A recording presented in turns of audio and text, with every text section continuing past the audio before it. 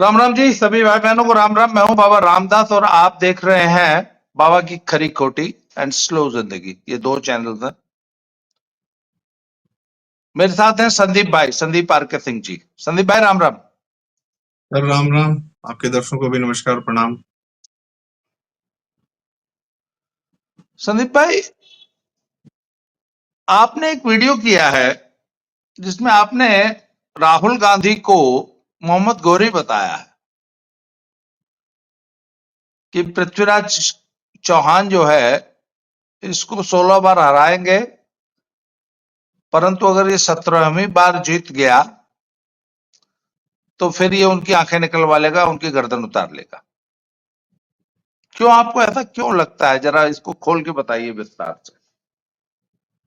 Sir यह समानता मैं इसलिए देखता हूं क्योंकि मोहम्मद गौरी ने सिर्फ पृथ्वीराज को नहीं मारा था। मोहम्मद गौरी के आने के बाद एक श्रृंखला आ गई थी जहां पे हिंदू जो है दिल्ली पर रूल नहीं करते थे, और उसके बाद सिर्फ मुसलमानों का, यवनों का, मलेच्छों का राज हो गया था। और उसके बाद उन्होंने भारत की दुर्दशा, भारत की बर्बादी, भारत को तबाह करने में कोई कसर नहीं छोड़ी। गौरी ने सिर्फ पृथ्वीराज को नहीं मारा था, खिलजी के आने के बाद नालंदा भी जलाई गई। तो आप यदि ये देखें कि गौरी ने सिर्फ पृथ्वीराज को मारा, पृथ्वीराज जी को ये अब पता नहीं वो लोग आज के समय उस समय में क्या मानसिकता रही हो, मैं उस पर कमेंट नहीं करूंगा। पर पृथ्वीराज जी से पहले भी राजा सुहेल देव ने, जो सलार गाजी आया था, उसको और उसकी 1 लाख की सेना को जिंदा नहीं छोड़ा था, सबको मारा था। यह चीज जो है संजीव सान्याल जी हैं, principal economic adviser to Modi ji. उन्होंने अपने एक शुरुआती वीडियोस में एक बात कही थी कि आजकल जो जैसे एनसीईआरटी की किताबों में इतिहास बदला जा रहा है, तो उन्होंने कहा था कि जैसे मोहम्मद गजनी आया फिर गोरी आया, तो पता चला कि भाई ऐसे पढ़ाया जा रहा है जैसे एक आया उस पर उसके बाद दूसरा आया, पर बीच में 180 साल का गैप था। 180 साल तक किसी मुसलमान की हिम्मत क्यों नहीं भारत की ओर आंख दिखाने की? क्योंकि राजा सुहेल देव जी ने उनके एक एक इंसान को ढूंढ ढूंढ के खोज खोज कर मार दिया। ठीक है।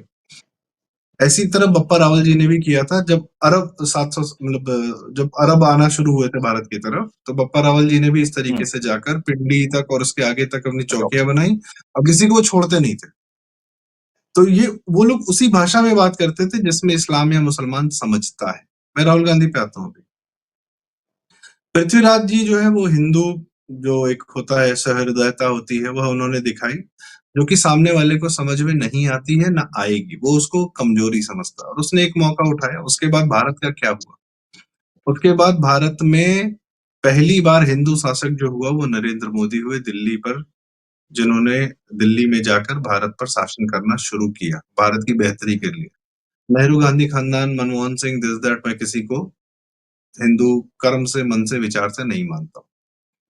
नेहरू ने क्या किया? नेहरू ने वही अंग्रेजों की वही मानसिकता को सामने रखा। और एक बात सबसे बड़ी, अब राहुल गांधी पर आता हूँ। नेहरू गांधी ने क्या किया वो तो हम देखते ही हैं। राहुल गांधी का सबसे बड़ा सपोर्टर कौन है?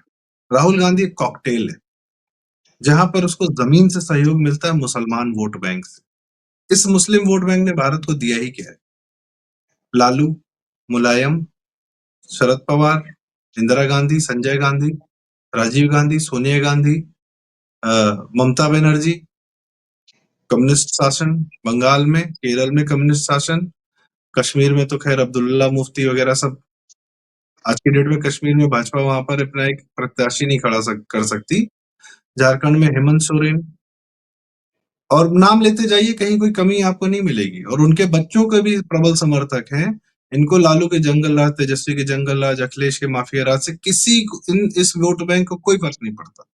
ये हिंदुओं में से सबसे घटिया इंसान को चुनकर हिंदुओं के ऊपर बिठा देता है, उसका सीएम, उसका पीएम बना देता है। मुस्लिम वोट बैंक का ये रोल है तब 2014 तक, जब तक मोदी सत्ता में नहीं आते। उसके बाद से जो है मुसलमानों का वोट बैंक का वीटो खत्म होना शुरू होता है। वही मुसलमान जो है राहुल गांधी के पीछे पूरी तरह समर्थन से खड़ा है। इसी मुसलमान वोट बैंक के राज्य में कार सेवकों पर गोली चलती है, एक मुसलमान शब्द नहीं बोलता है कि गलत हुआ। कश्मीरी पंडित मार के भगाए जाते हैं, हत्याएं होती हैं, एक मुसलमान एक शब्द नहीं बोलता। सो रिसेंट की 2021 में ममता बनर्जी जीतती है चुनाव, 80,000 से ज्यादा हिंदू महिलाएं परिवार असम के बॉर्डर पर जाके रहने लगते हैं क्योंकि सड़कों पर रेप हो रहे थे, हत्याएं हो रही थी। एक शब्द नहीं बोलता कि गलत हुआ। मरी झापी में दसियों हजार बांग्लादेशी हिंदू मारे जाते हैं, कश्मीर कम्युनिस्ट सरकार मारती है, एक शब्द नहीं बोलता है। पहलगाम में हिंदू धर्म पूछ कर मारा गया, किसी मुसलमान के मुंह से एक शब्द नहीं निकला कि गलत हुआ। ठीक है। पाकिस्तान में क्या होता है हिंदुओं पर और बांग्लादेश में क्या होता है हिंदुओं पर, इनके मुंह से एक शब्द नहीं निकलता। इनकी सारी कवायद, कन्हैया लाल जी की हत्या हुई, ऑन वीडियो हुई। किसी मुसलमान को आपने सुना कि कहा कि उसने कह रही है जो 2 लोगों ने हिंदुओं को मारा है वीडियो बनाकर विभत्स तरीके से, इनको फांसी की सजा होनी चाहिए, हत्यारों को फांसी की सजा दो। कोई देखा आपको सड़क पर? हिंदुओं ने जब निर्भया जो बेटी थी, बहन थी हमारी, उसके साथ एक घृणित कांड हुआ, पूरा हिंदू समाज सड़क पर आया कि इसमें से कौन हिंदू है, कोई मुसलमान है, उससे फर्क नहीं पड़ता, इनको मारो। हमें ये बलात्कारी की लाशें चाहिए। आप न्याय के लिए, आप त्वरित न्याय के लिए भी उद्वेलित होते हैं। यदि जुडिशरी न्याय दे रही होती तो हम न्याय मांग रहे होते। हमें पता है जुडिशरी से न्याय वाय मिलता है नहीं, तो हम त्वरित न्याय की मांग कर रहे थे। पूरा हिंदू समाज सड़क पर आया था। हैदराबाद में एक बेटी का रेप हुआ था। हम, वो कोई हो, हिंदू हो मुसलमान हो, यदि कुछ घृणित हत्याकांड कोई करता है, घृणित अपराध करता है, निठारी में उन दोनों को पब्लिक ने कोर्ट में पीटा, कोहली और जो भी था दूसरा वाला, क्योंकि बच्चों के साथ अत्याचार हुआ था। पर यह चीज आपको मुसलमानों में देखने को नहीं मिलेगी कि अगर हिंदुओं के प्रति कोई अत्याचार अभी हो जाए तो सड़क। जी। अभी रिसेंट एक पिछले हफ्ते वो शाहरुख नाम के एक हिस्ट्री चीटर बदमाश माफिया शूटर की एनकाउंटर में मृत्यु हुई है। उसके जनाजे में 50,000 से ज्यादा लोग जुटे हैं यूपी में। वो अतीक मुख्तार गैंग का शूटर था। वानी, बुरहान वानी, हर जगह जी। इन इनके हीरो यही है। इनके हीरो औरंगजेब है। बार बार उसने अपनी किताबों में लिखा कि मैंने मंदिर तोड़े, मैंने ये ज्ञानव्यापी। राम मंदिर तो आप कोर्ट से लड़ रहे थे, और राम जन्मभूमि आंदोलन जिसने चलाया, मेरा उनको सत सत नमन।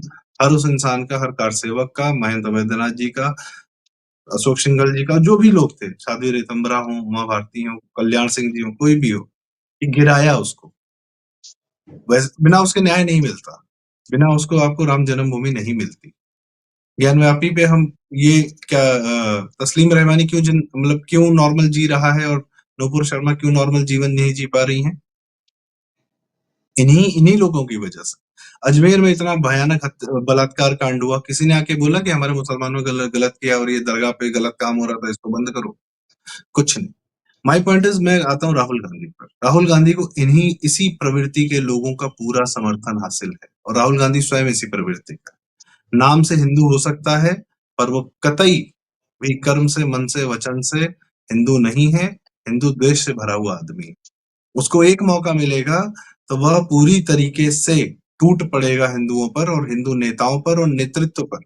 एक परिवार सत्ता में इतनी आसानी से नहीं रहा है। बहुत लोगों की जानें ली हैं उस पूरे परिवार ने, पूरे भारत को नियंत्रित करके रखा है।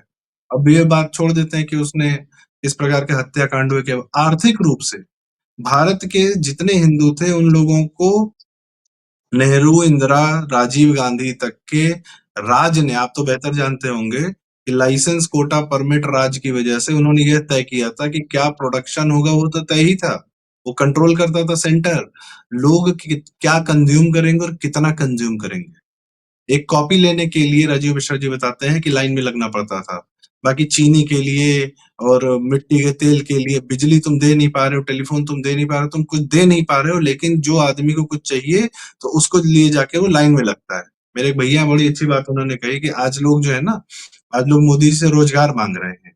पहले के लोग सरकार से रोजगार नहीं मांगते थे, क्योंकि पहले के लोगों को हर दिन तो किसी ना किसी चीज की लाइन में लगे रहते थे।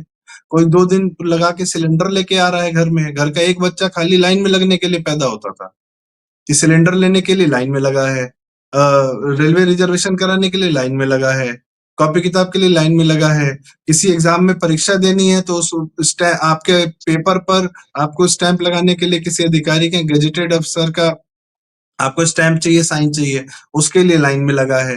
हर चीज के लिए तो लाइन में लगवा रखा था ये नेहरू गांधी परिवार ने पूरे देश को। आईआरसीटीसी वेबसाइट बनी तब भी वो ध्वस्त रहती थी, तब भी जब पूरा ब्लैक मार्केट इकोनॉमी इन्होंने खड़ा किया।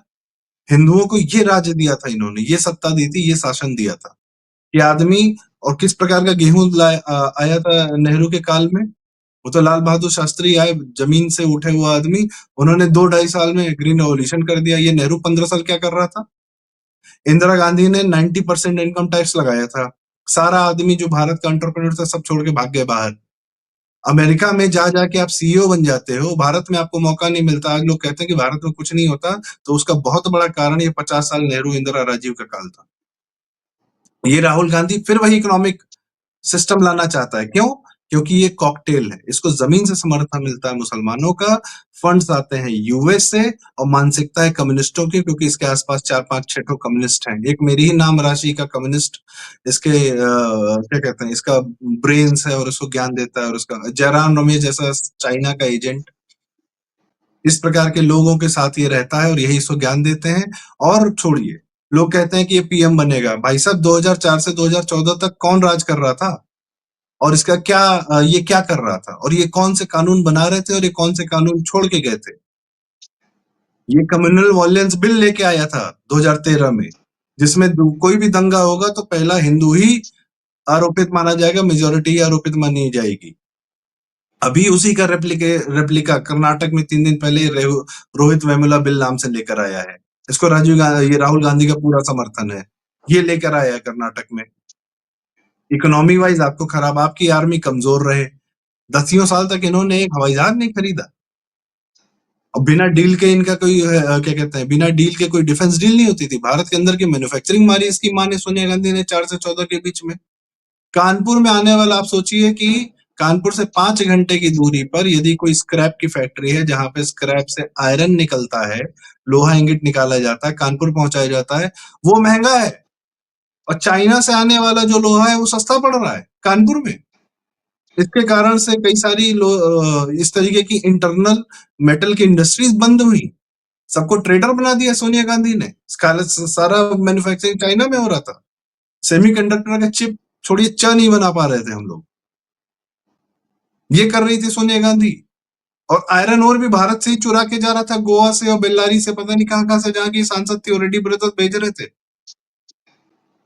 ये इन लोगों ने किया है। और अभी तो इनके कुकर्मों की अभी बहुत बहुत सारी परतें खुलनी है। अभी आज संजय बारू जी का लल्लन टॉप, वैसे तो लल्लन टॉप वाले भी वही है, लल्लन टॉप वाले भी वही है। हिस्ट्री में क्या पढ़ाया हमको, आपको? अब क्या क्या आदमी पर हमारे मंदिरों पर शंकराचार्य जी को दिवाली के दिन उठवा लिया था सोनिया गांधी ने। पूरे आरएसएस को बैन करने, हिंदू संगठन एक ही है ना कायदे का, उसको बैन करने की तैयारी के लिए मुंबई पे 26/11 हमला करवाया। और कसाब अगर जिंदा न पकड़ा जाता तो 100% बैन कर दिया था कि ये आतंकवादी है। हिंदू आतंकवाद की ये राहुल राहुल गांधी तो बोल के आया था ना, विकीलीक्स में इसका निकला है कि इसने बोला था कि इस्लामिक आतंकवाद से ज्यादा खतरनाक हिंदू आतंकवाद है। इसने बोला है। ये इसकी मानसिकता है।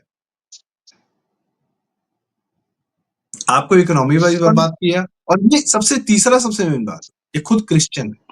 इन क्रिश्चियन और इस्लामिक्स के हाथ में, आंख में भारत खटकता है। भारत एज अ सभ्यता खटकता है। भारत हिंदू एज अ सभ्यता, हिंदू का होना ही इन लोग के लिए अपने आप में बहुत बड़ी, दिन में 24 बार परेशान रहते कि यार हिंदू है।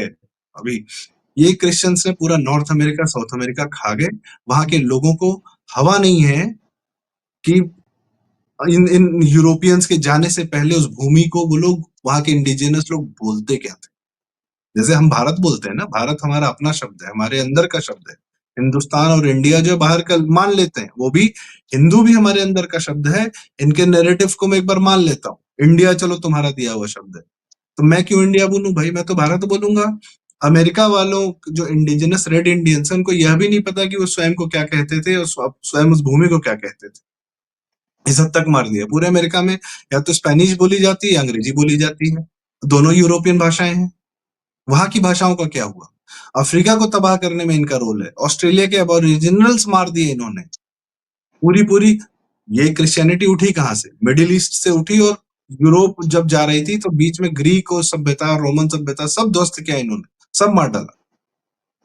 इनको आप आपका योग चाहिए, आपका हल्दी चाहिए, सब पे पेटेंट चाहिए, आपका पूरा फूड सिस्टम को, हमारा जो हम घर का शुद्ध सात्विक खाना खाते हैं, उसको ये देखते हैं कि अरे यार, ये तो लाखों करोड़ का मार्केट है, हमारे हाथ में क्यों नहीं आ रहा? तो इनके मैकडी, मैकडोनल्ड और डोमिनोज और पिज्जा और ये सब ठेलो, देखो कितना हम डेंट मार सकते हैं। नेस्ले की मैगी ठेलो, और उसके बाद भारतीयों को फ्रेश फूड पसंद है, भैया नहीं समझ में आया तो जोमेटो स्विगी ठेलो, कि भाई कम से कम खाना जो है कमर्शियल वैल्यू हो जाए उसकी। तुम्हारी रईसी है, तुम्हारी अय्याशी के लिए हम अपना नेचुरल खाना छोड़ दें? उन सब का फ्रंट कौन है?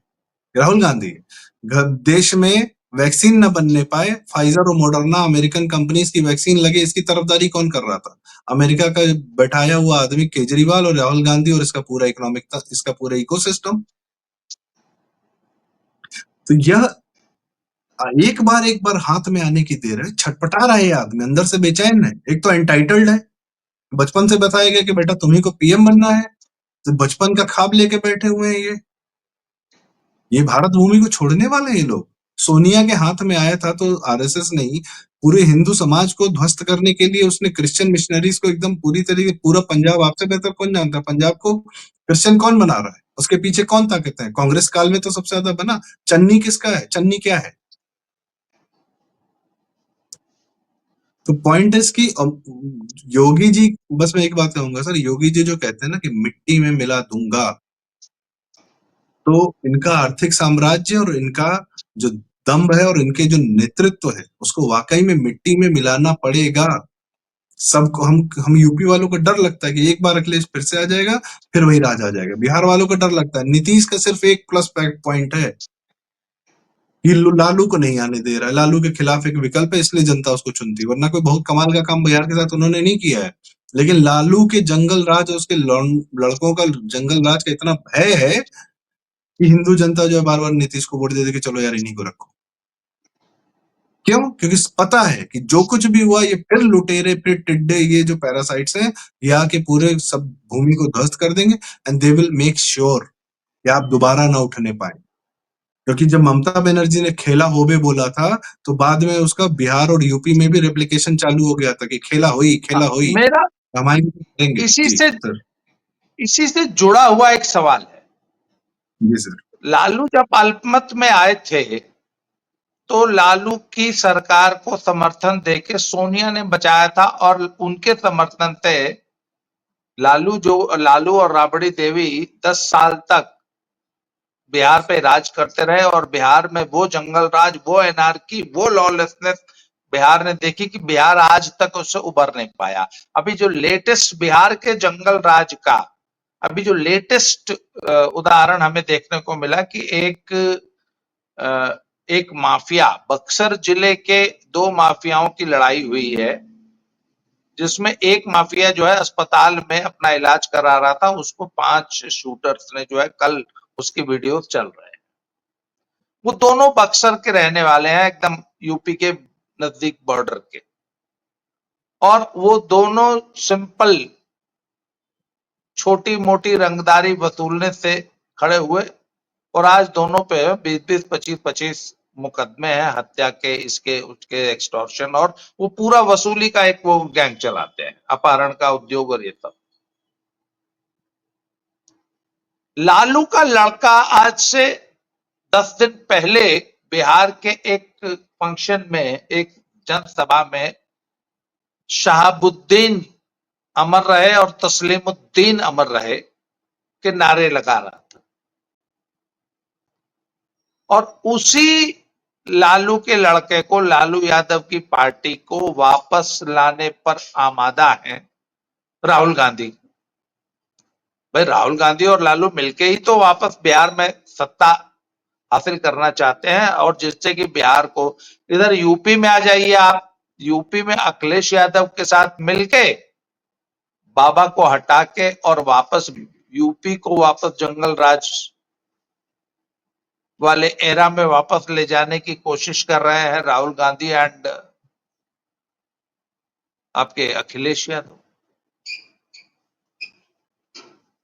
बंगाल में अगर ममता बनर्जी कायम है, उसका भी श्रेय जाता तो सोनिया जी को ही है। तो ये आखिर जो हिंदू वोटर है उसको समझ में क्यों नहीं आता, और वो बीच बीच में रह रह के क्यों वापस इन लोगों को जिंदा कर देती है, इन पॉलिटिकल फोर्सेस को क्यों? सर मैं बता रहा हूँ, 50-60 साल तक जो रिसोर्सेस की एकदम कमी भारत में की गई कि किसी को कोई भी अपना एंटरप्रेन्योर बिजनेस कुछ नहीं करने दिया गया, तो उससे क्या होता है, जब कोई प्रोडक्शन नहीं हो रहा है तो रिसोर्सेस की विशुद्ध कमी है, रिसोर्सेस की कमी है तो जनता में आपस में खींचतान, और फिर बहुत कम रिसोर्सेस के लिए आपस में लड़ाई झगड़ा मारपीट सब हो रहा था। ठीक है, और साथ में ये जाति वाली राजनीति, फिर एक आदमी नेता आता था कम से कम कि कुछ रिसोर्सेस सरकार से छीन के मैं अपनी जाति तक तो पहुंचा पाऊं। ये हिंदुओं का आपस में लड़ाई झगड़ा सारी चीजें इन लोग के कार्यकाल में हुई। हम अभी 10 ही साल हुए, हमारी अभी हम उस मानसिकता से बाहर नहीं निकले।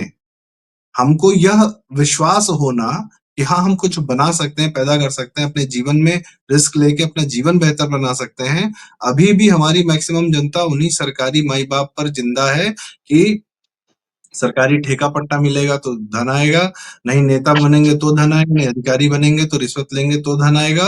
अभी भी वही बुद्धि चल रही है।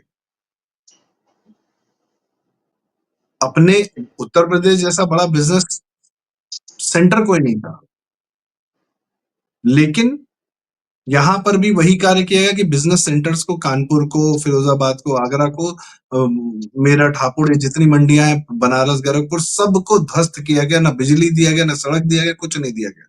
यहाँ से लोगों को पलायन करने पे मजबूर किया गया, और इनको सहयोग मिल जाता है मुसलमान वोट बैंक का। ये बांग्लादेशी रोहिंग्या भरते क्यों है? ये भरते इसलिए कि जिस हिंदू को ये बात समझ में आ जाती है सर, जो आप कह रहे हैं, किसी हिंदू को ये बात समझ में क्यों नहीं आती? कुछ हिंदू हैं जिनको ये लगता है कि दूसरे पर कंट्रोल करके ही हमारा जीवन बेहतर होगा। दूसरे के साथ विन विन करके इस समाज को आगे बढ़ा के जोड़कर काम करने वालों को ये बात बहुत फंडा क्लियर हो चुका है कि भाई हम अपना काम कर सकते हैं, अपना जीवन बना सकते हैं, हमको वैसा माहौल चाहिए। गुजरात के व्यापारी वर्ग को यही माहौल चाहिए कि शांति बनी रहे, हम अपना धंधा करेंगे, बिजनेस करेंगे, अपना जीवन बेहतर करेंगे, धर्म में पैसा डालेंगे, सब करते रहेंगे। मध्य प्रदेश को अब जाकर ये बात समझ में आ गई है। राजस्थान को तो हमेशा से समझ में थी, मारवाड़ी पूरे राजस्थान से निकले। तो अब इन जिन शहरों को, जिन लोगों को समझ में आ जाती है, वहां कांग्रेस ज्यादा सर्वाइव नहीं कर पाती है। तो ये गरीबी बनाए रखने में इनका जो है वो रहता है। गरीबी, अमेठी रायबरेली को काहे लिए गरीब बना के रखे आज तक? तभी जीतते हैं ना वहां से। वहां संपन्नता आ जाती तो वो कहते लाओ हमको सड़क लाओ, हमको बिजली लाओ, हमको पानी लाओ। ये दे नहीं पाते हैं। क्यों नहीं देंगे? क्योंकि भ्रष्टाचार करना है इनको। भ्रष्टाचार करोगे, 50% कमीशन लोगे, तो जमीन पे सड़क कहाँ से बनेगी? आधी सड़क तो नहीं चली जाएगी ना, गड्ढा रहेगा उसमें। और जो गड्ढे में से कुछ मटेरियल निकलेगा उसी से तो इनकी हवेली बनेगी। तो पॉइंट इज कि हिंदू जनता को यह बात नहीं समझ में आती, जो अभी भी पुराने थॉट में समाजवादी विचार जो चल रहा है इन लोग का, कि भैया हमको कंट्रोल करना है, सरकार का जो पैसा आ रहा है हमको बांटना है।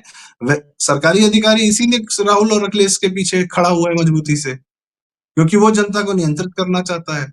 बाकी जनता क्यों वोट देती है योगी मोदी को? कि चलो भाई हमारा जीवन सुधर रहा है, हमें बिजली मिल रही, सड़क मिल रही, पानी मिल रहा है, एयरपोर्ट मिल रहे हैं, कुछ भी है, यहाँ पे फैक्ट्रीज आ रही है, मैन्युफैक्चरिंग हो रही है, काम हो रहा है, हमारे बच्चे यहीं पे नौकरी पा रहे हैं। वो आम जनता को समझ में आता है, पर जनता का फ्री होना इन लोगों को समझ में नहीं आता है। बहुत बड़ा उदाहरण है भाई, आपको 1994 में मेरे घर में पहली बार फोन लगा, 3 साल के इंतजार के बाद, और आप लोग बेहतर जानते हो कि लैंडलाइन लगता कैसे था। और सन 2000 में हर आदमी के हाथ में मोबाइल था। वीरू भाई मानी लेकर आ गए थे, कर लो दुनिया में 6 साल के अंदर। कोई टेक्नोलॉजिकल लीप था? नहीं, क्योंकि कांग्रेस की सरकारें थी और 2000 में अटल जी की सरकार थी। अटल जी ने यह कोशिश की कि भैया सबको कम्युनिकेशन करने दो आपस में, भारतीय जनता पर भरोसा है, करने दो आपस में कम्युनिकेशन, कोई दिक्कत नहीं। मोदी काल में क्या होता है? डेटा सस्ता होता है। ये जब तक थे तब तक इन्होंने डेटा महंगा कर रखा था। डेटा सस्ता हुआ, आप देखिए जनता आपस में मस्त कम्युनिकेट कर रही है, वीडियो कॉलिंग कर रही है, जैसे हम और आप कर रहे हैं अभी। तो जनता को फ्री छोड़ने का कार्य कौन करता है? हिंदू शासक करता है। जनता को नियंत्रित करने का कार्य कौन करता है? इस्लामिक, क्रिश्चियन, कम्युनिस्ट और ये गांधी तंत्र करता है, समाजवादी तंत्र करता है। उस मानसिकता का जो हिंदू है वही इनके साथ लगा हुआ है। जो उस मानसिकता से बाहर आ रहा है और जो इनकी समाजवादी मानसिकता से बाहर आया हुआ हिंदू है, उसके वोट को काउंटर करने के लिए बांग्लादेशी और रोहिंग्या लाए जाते हैं कि अरे यार, हिंदू तो अब हमको वोट नहीं दे रहा है, वो तो हिंदू हो रहा है, वो तो जाति में नहीं लड़ रहा है। तो उसके वोट को काउंटर करने के लिए बाहर से लेकर आते हैं, तब जाके राहुल गांधी को तकलीफ होती है। और जब उन्हीं रोहिंग्याओं और उन सबको बाहरी मुसलमानों को निकाला जाता है, विदेशियों को, तब राहुल गांधी को तकलीफ होती है कि तब वो कहता है हेमंत बिश्व शर्मा को कि मैं आऊंगा पावर में तो तुमको जेल भेजूंगा। और इनकी सबसे बड़ी ताकत पता है क्या राहुल गांधी और अभिषेक यादव जैसे लोगों की? हिंदू शासकों की जो सहृदयता है, तो पृथ्वीराज सिंड्रोम है ना हमारा, ये इनकी ताकत है। इनको मिट्टी में नहीं मिलाते। यहाँ योगी जी के फंडे क्लियर है। अली शेख यादव ने कम भ्रष्टाचार किया यूपी में, किसने छोड़ रखा है उसको?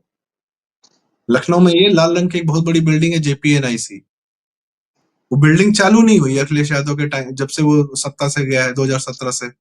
ना चालू हो रही है, ना भ्रष्टाचार का केस चल रहा है, ना कुछ हो रहा है, ना जांच हो रही, कुछ नहीं हो रहा। रिवर फ्रंट घोटाला हुआ, सहारनपुर में शिवपाल यादव ने पता नहीं 300 करोड़ पेमेंट कर दी, एक गिट्टी तक नहीं गिरी।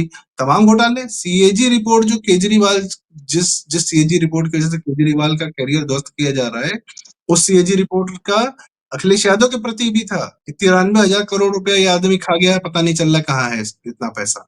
किसने छोड़ रखा है अभिषेक यादव को यूपी में? सीबीआई ईडी जो है, अगर सब जगह जांच कर सकती है तो इस आदमी की जांच क्यों नहीं कर रही है? इसको क्यों नहीं मिट्टी में मिलाने दिया जा रहा है? राजनीति के लिए। जो राजनीति वाली मंशा है ना सर, फिर मैं इसीलिए बस कह रहा हूँ कि अब हम नॉर्मल राजनीति में नहीं रहे हैं। कोई नेता अगर ये सोच रहा है कि नॉर्मल राजनीति चल रही है, सरकार आएगी, सरकार जाएगी, फिर कोई आएगा, फिर कोई जाएगा, काम चलता रहेगा, भाई साहब ये समय वो समय नहीं है। आप फिर से 1920 वाले काल में बैठे हैं, जब मुसलमान आ गए कि अब इस देश का एक हिस्सा हमको चाहिए, और उस दिखा रहा है आपको, वो अपनी ताकत दिखा रहा है, वो आपकी फिल्म रुकवा देगा। आप अपनी कहानी नहीं कह सकते, आपके आदमी को जान से मारेगा, और जब आप अपनी कहानी कहने जाएंगे तो आपकी फिल्म रुकवा देगा सुप्रीम कोर्ट से। ये है उसका सिस्टम। आप क्या करेंगे? आप खाना खाते हैं, आप सब्जी खाते हैं, फल खाते हैं, मांस मछली मटन खाते हैं, सब पर उसका कब्जा है।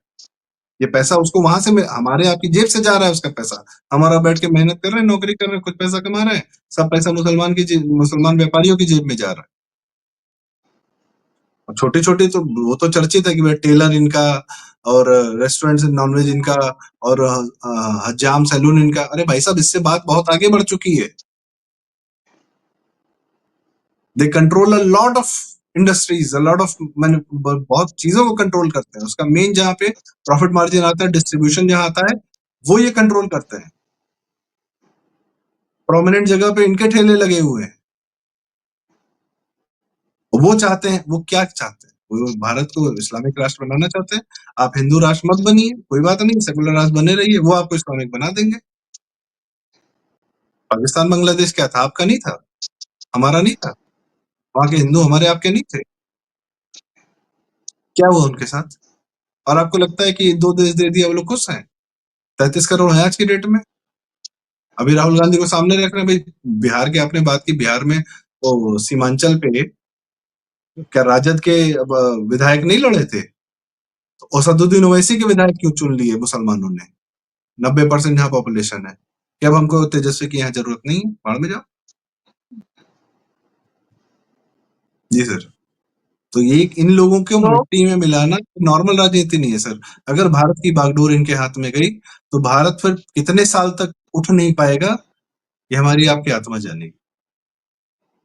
बिल्कुल, हमने पिछले जब हमने मनमोहन सिंह एरा देखी तो दो 10 इयर्स वर वेस्टेड। अभी हम शुक्र मनाना चाहिए कि भारत की जनता ने 15 साल का एक कार्यकाल मोदी जी को दिया है, परंतु अगर पुनः इनके हाथ में सत्ता गई तो ये पिछले 15 सालों में की गई मेहनत को 5 साल में बिल्कुल मिट्टी में मिला देंगे। जी। और आखिरी बात तो ये भारत को तोड़ेंगे सर, ये भारत को 4 हिस्से में तोड़ेंगे।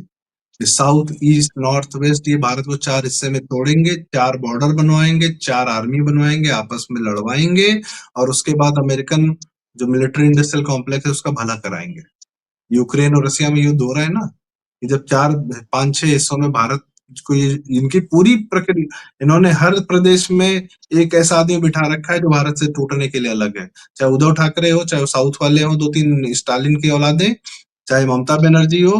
कोविड काल में यदि सोनिया गांधी नेतृत्व में होती तो 100% भारत टूट गया होता, क्योंकि वही हरकतें हर विपक्षी नेता ने यही कहा कि हम खुद दुनिया से हैंडल करेंगे, हमको सेंटर की परमिशन की आवश्यकता नहीं है। और सोनिया गांधी तो छोड़ देती, हाँ जाओ ठीक है, जो जो करना है कर लो, फिर सब टूट जाते। भारत को तोड़ना इनकी मंशा है, मेहनत जो आप कर रहे हैं वो तो बर्बाद होगी ही होगी, भारत को तोड़ दिया जाएगा, यह तय है। और पूरा मीडिया, पूरा नैरेटिव, इंटरनेशनल मीडिया इस बात की तस्दीक करेगा कि हाँ ये जरूरी था। ये बार बार क्या बोलता है कि Bharat is A union of states, ये क्यों बोल रहा यस। है? ये अपनी तो सारी भारत मंशाएं को पा जो चुका है। जी, भारत को तोड़ने वाली जो ताकतें लगी हुई हैं, उनका नेतृत्व भारत में राहुल जी कर रहे हैं। संदीप भाई, आज की चर्चा को हम यहीं समाप्त करेंगे। आपने समय दिया सर, इसके लिए बहुत बहुत आभार, धन्यवाद। दोबारा किसी नए अब विषय से आपसे दोबारा मुलाकात होगी, तब तक के लिए जय श्री राम। जय श्री राम।